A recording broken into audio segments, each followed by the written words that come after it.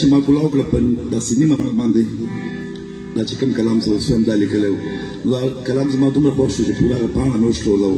ما چې دا به څنګه د ادارې کې پرېږدم نو مننه کوم ډېر مزېدار غزل وکړو